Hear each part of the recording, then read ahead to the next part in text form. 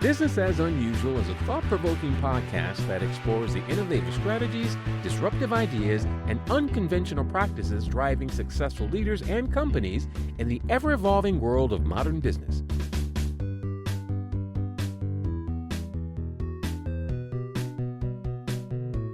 Subscribe, comment, and share for weekly inspiration with our host, Aisala. Welcome to Business as Unusual. I'm here today with the Conflict Doctor, Dr. Kathy Gonzales. Welcome to the show. Thank you. Thank you for having me. Well, I am so excited to have this conversation. Before we dive into conflict, or maybe we won't, maybe this will also be conflict, what hobby of yours do you think would surprise folks you know? I think that folks who know me would be really surprised that in the, almost 7 years I've been in Omaha now, that I have really gotten into gardening. And not flowers, but food. Yeah, so I've been growing my veggies, my tomatoes, and my corn, and I have a little herb garden, my kale, my chard, my spinach, my cucumbers. Yeah, so every year I had something new.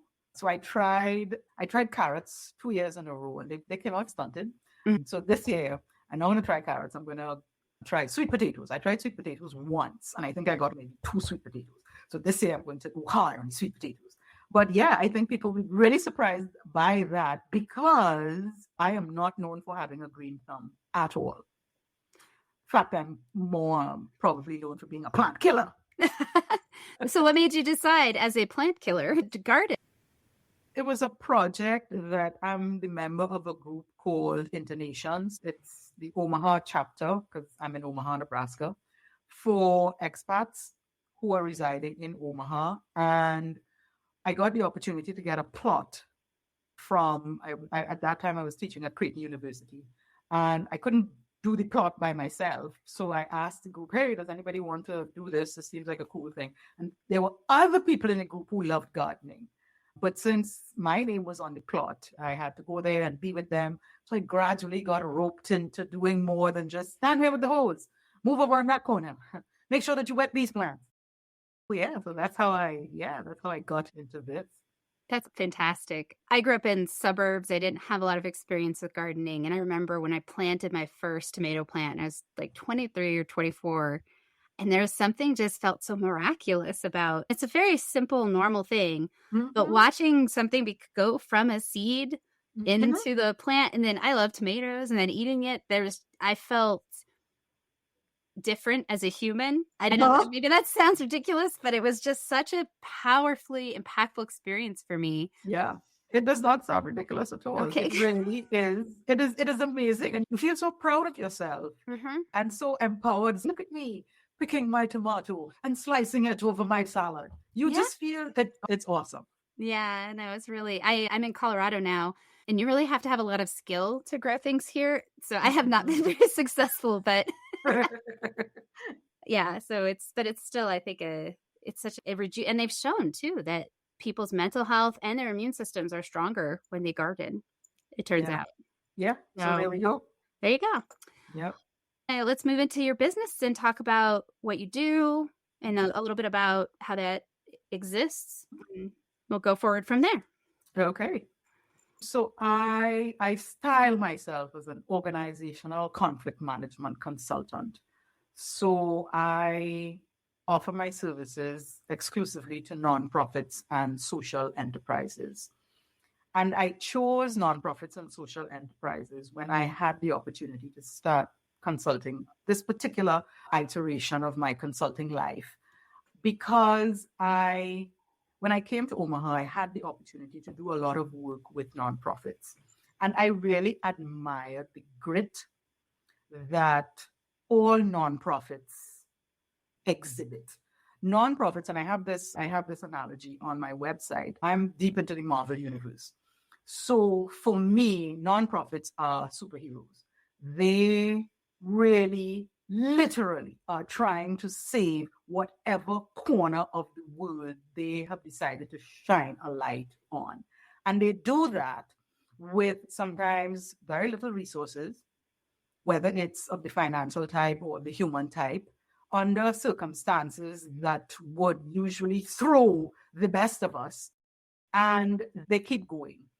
And what I realized working with nonprofits is that the reluctance to face conflict when it rears its head, because not surprisingly, most organizations are conflict avoidant, as are most people. That was like a weight on the cape of these nonprofits. And that it seemed to me, if I could use my skill to move that weight from off of the cape that all nonprofits wear, they would then be able to soar so much higher and so much farther and really increase the impact on the communities that they serve. So yeah, that's how I started this business. In terms of how I do my work, I developed a three-step system: assessment, co-creation, and transformation. So how I approach my clients, I initially really exhort them to engage in an assessment of what is the conflict climate in their organization. So they usually come to me when they have a particular problem, but I encourage them to do an organization-wide conflict assessment, because that usually brings to light lots of hidden pockets of conflict that, when people have the opportunity to anonymously see what are some of the things that they might be harboring, usually organizational leaders are really quite surprised at sometimes how deep and how broad. Yeah. So we do that assessment initially.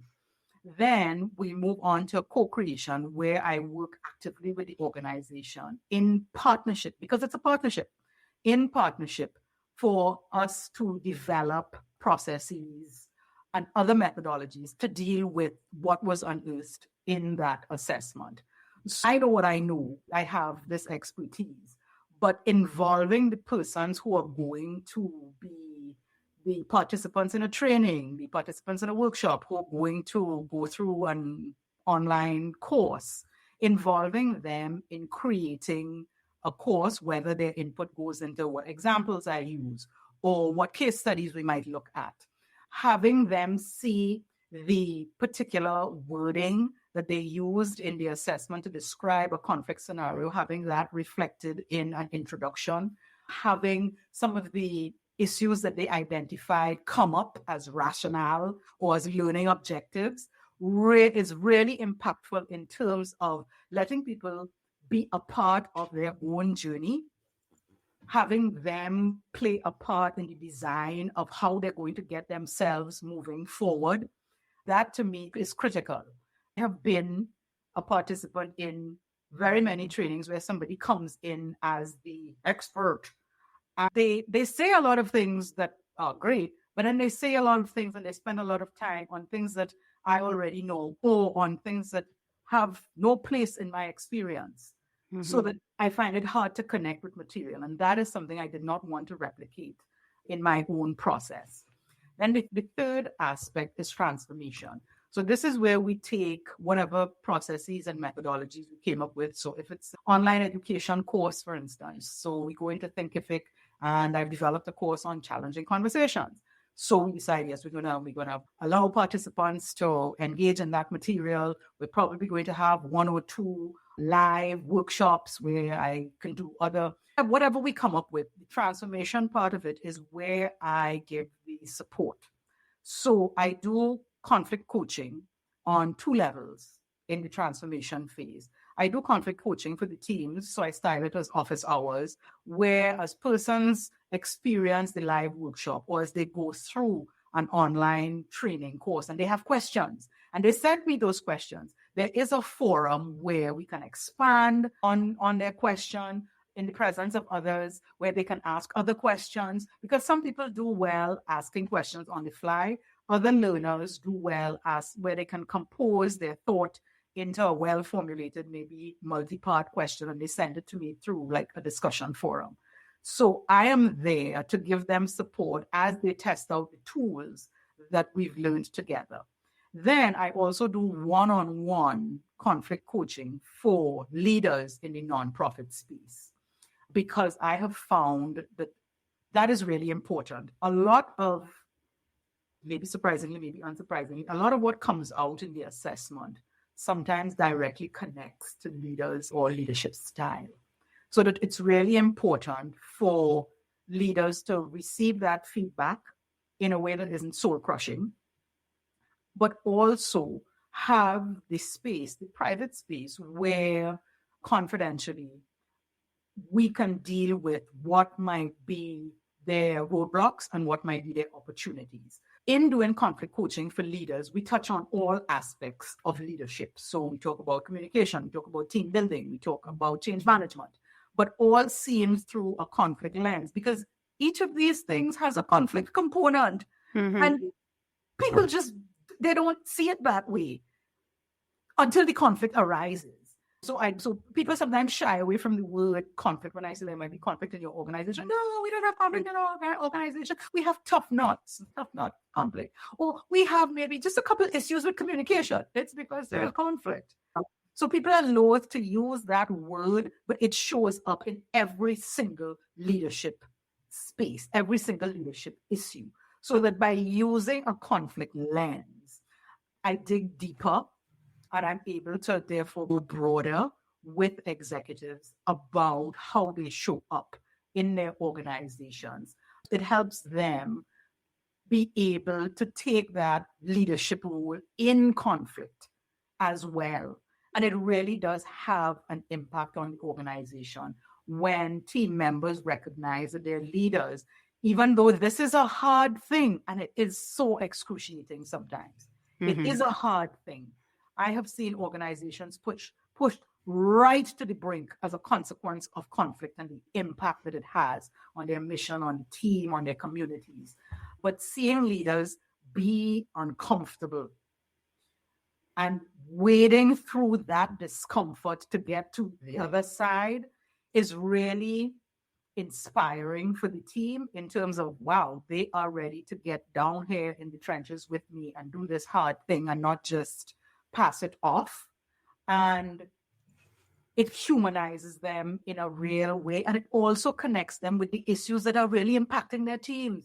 Because when a leader is part of a conflict exercise, for instance, and they hear the perspectives of the issue that the entire organization has been struggling with for months, from the finance team or from the operations team or from the program management side of it, they get a really holistic picture of all the knots that are involved and what it might take to move that conflict forward to a place of resolution, to a place of opportunity. So, yeah, so that's like the long-winded version of the short, the three-letter acronym that I've developed for the way in which I work with nonprofits.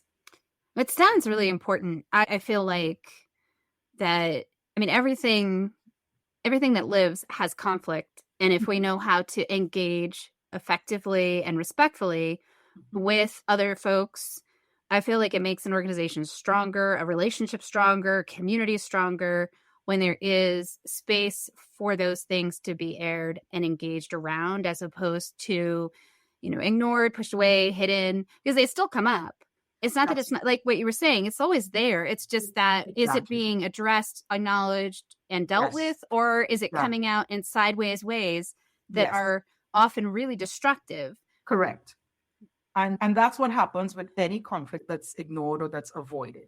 It sits in the corner and it just gets bigger and bigger, and people get more and more resentful or hurt or shut down until one day something really small might happen, and that would be the straw that breaks the camel's back. Then there's a huge explosion.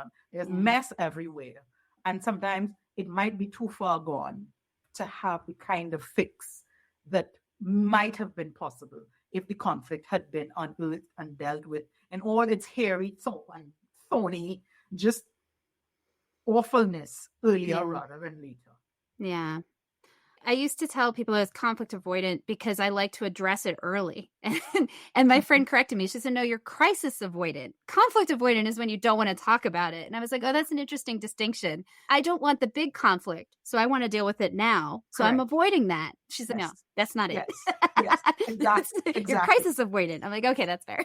Yes, exactly. And that's what that is what I try to do. That's what I want to avoid. I want to avoid people coming to me in moments of crisis. Yeah. Because there isn't that much that I can do for you at that stage. The meltdown will probably have to go through, and then I can help you design processes that will prevent this from happening again. But by then, there might have been relationship damage, there might have been donor damage, there might have been community damage. And now the organization is that much farther back because in addition to their good work, they now have to do relationship repair. They've reached trust, and it's really negatively weighing them down. Yeah. So what inspired you to iterate to this version of your consulting?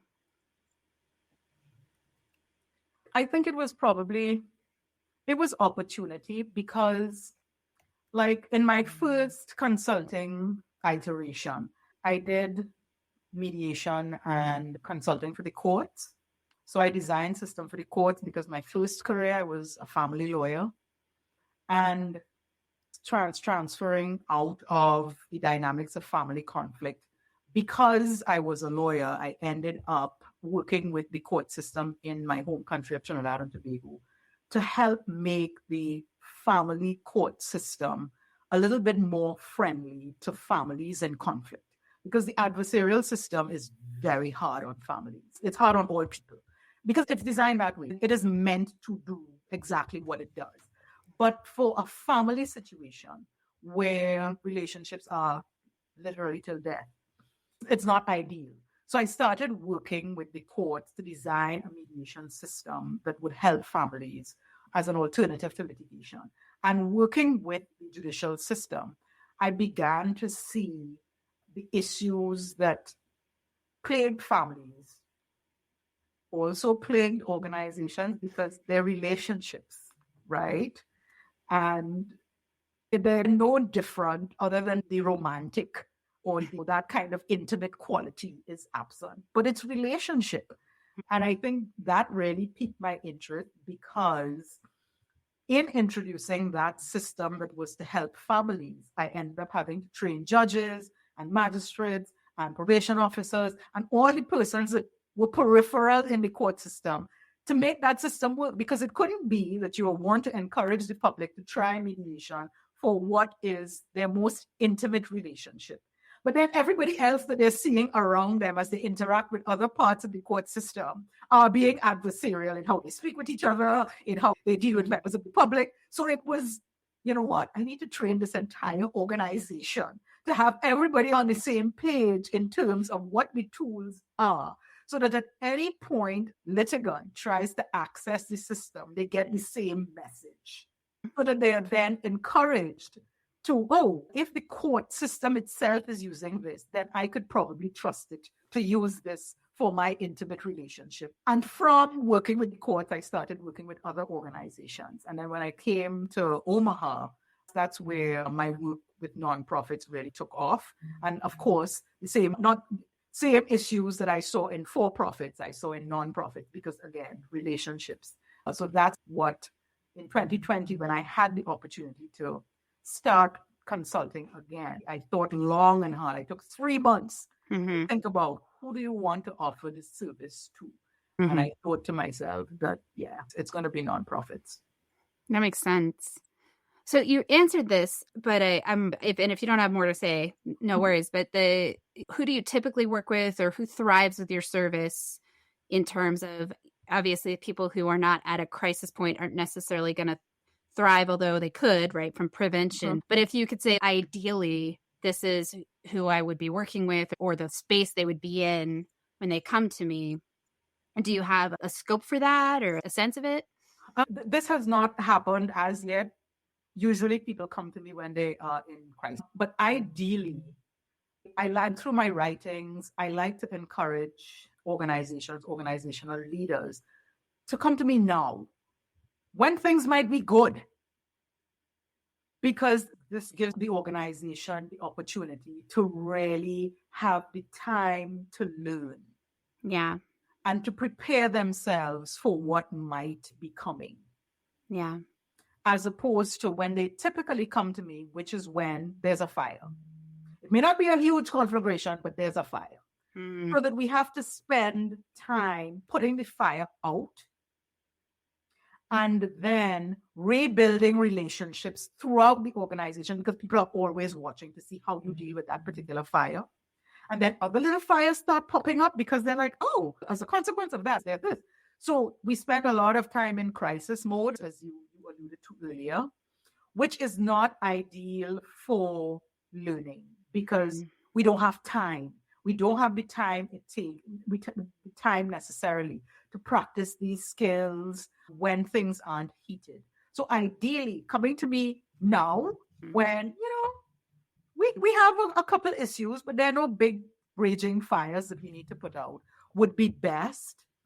But if you have a crisis, by all means, we can dealing with the crisis right now, and then designing that. There's that co-creation part, designing a process of learning in a way that what have we learned from the crisis situation, and let's roll it out from there. So we may not necessarily start where I like to start, which is at the beginning. What is conflict? What is your conflict style?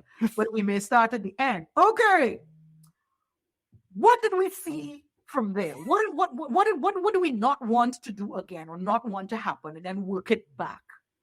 So yeah. So would you say a typical problem that you solve for an organization is the identifying how they got to that crisis, or would it be, I mean, in terms of I know there's like your step process, but is there a typical way that it shows up, or is that just really organizationally dependent? It is organizationally dependent because it really depends on if we're at DEFCON 1 or DEFCON 5. If we're at DEFCON 5, it probably means an immediate intervention, whether by way of a facilitated meeting or mediation, or maybe some conflict coaching because the parties are so superheated. So do some separate conflict coaching with them before they can even meet for us to do a mediation or do a facilitated discussion. But it would be, how do we ramp it down from DEFCON 5 to DEFCON 4 to DEFCON 3? And then once we've contained the situation, okay, what is the organizational learning that we can now implement as a consequence of this crisis that had flared up? What's the best advice that you've received or given, or both? Does it necessarily have to do with conflict? Because this piece of advice does connect to conflict, but it's also life advice. And it was given to me by my mentor when I first started practicing law at 24 years old. Because we come through the British system, so we don't have to do a first degree. So I came straight from high school into the law program, into law school, and at 23, turning 24, I was an attorney at law. And he told me that, and this is a cricket analogy because Trinidad and Tobago, where I'm originally from, was a British colony. So in the game of cricket, you can score runs. It's very similar to baseball. You can score runs depending on how far you hit the ball. So you can score 4 runs or you can score 6 runs. And those are big hits.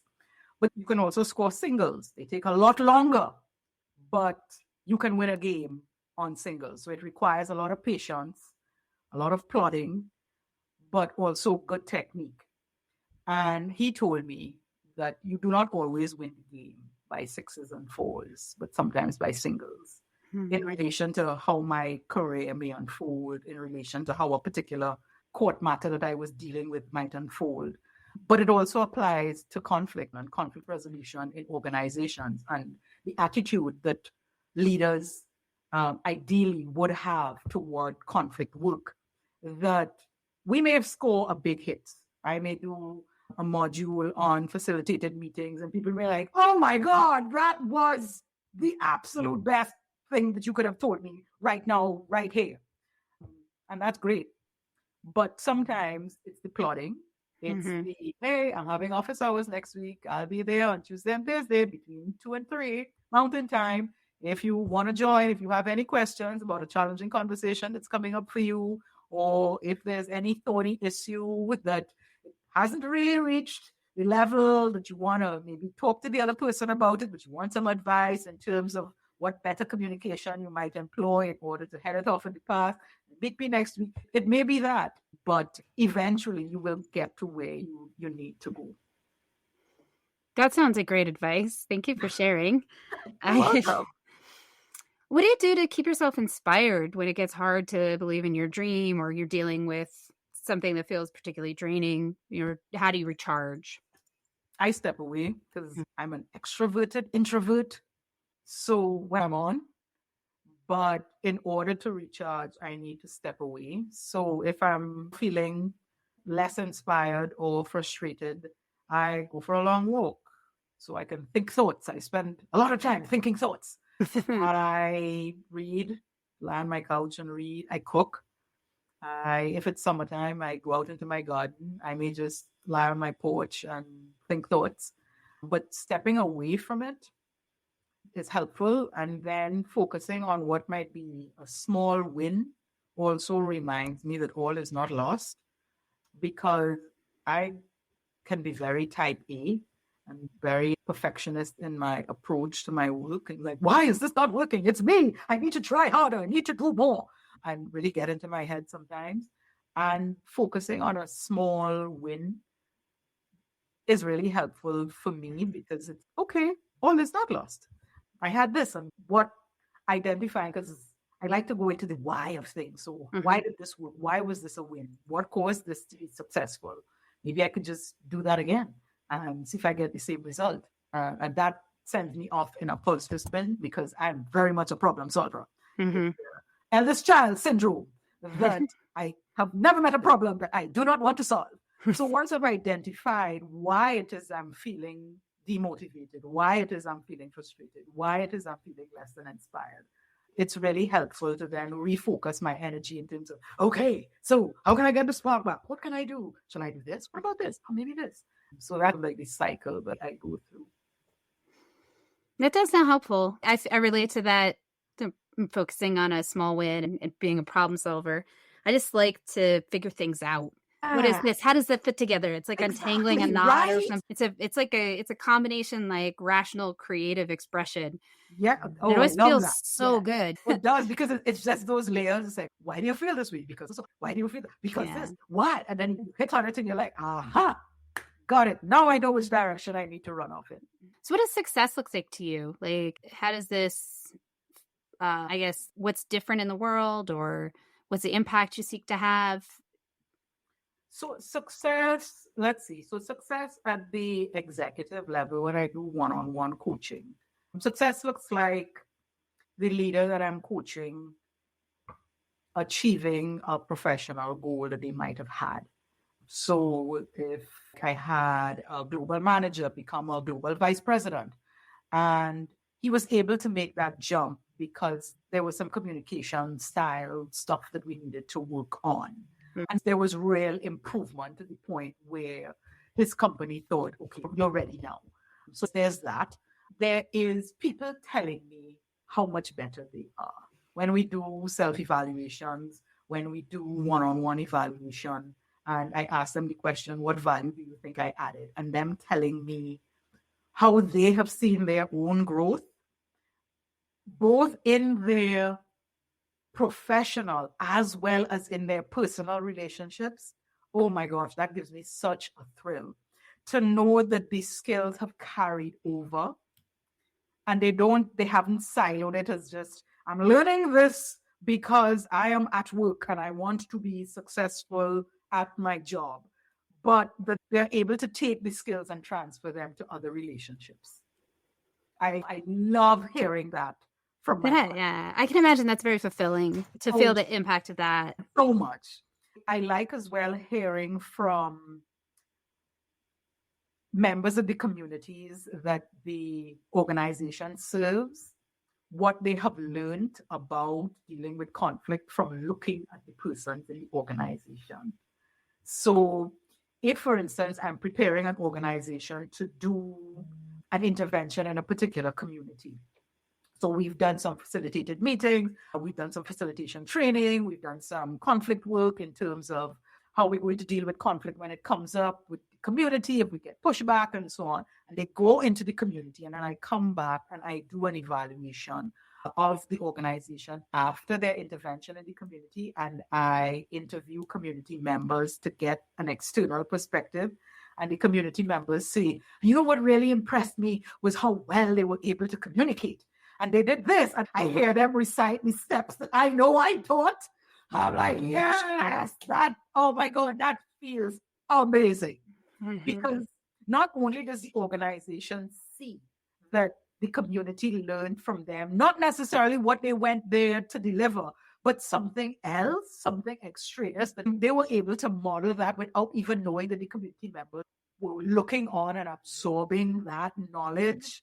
It really gives the organization a huge bump in terms of, oh my gosh, we're not only impacting internally, we're impacting externally because we are so much better at unearthing, examining, and resolving conflict. So when they see that two-way learning, that's awesome. And then just to see the organization thrive, again, that I get through more likely qualitative than quantitative measurement, asking those questions. How was your organization grown from this training, for instance?